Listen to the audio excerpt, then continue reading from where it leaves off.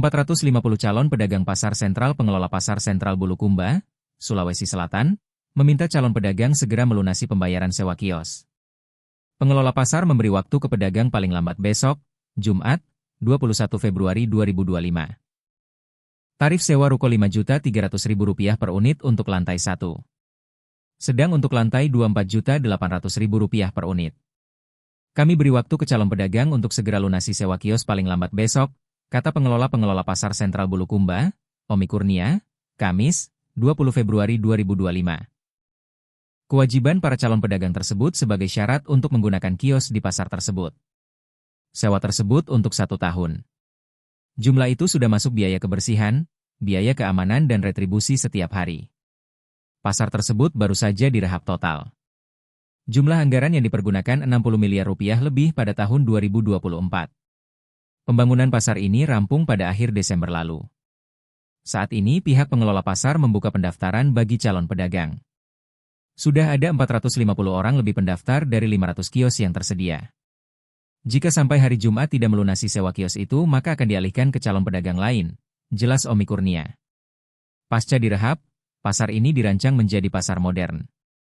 Di dalam gedung pasar ada kantor perbankan yang dapat memudahkan pedagang nantinya.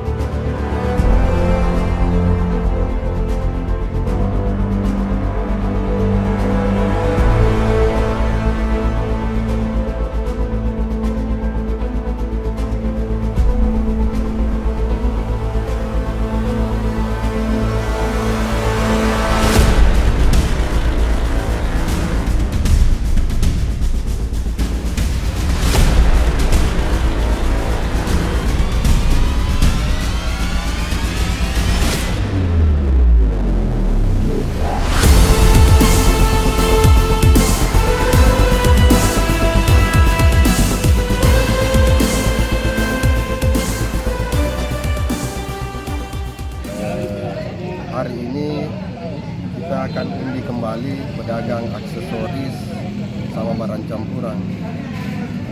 2-3 hari sebelumnya kita sudah masukkan di Blok B itu pedagang pakaian, kain sama perlengkapan sholat.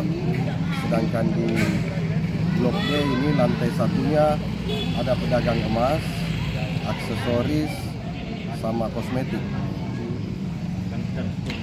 Berapa Pak yang sudah mendaftar pertama ini, tahap pertama?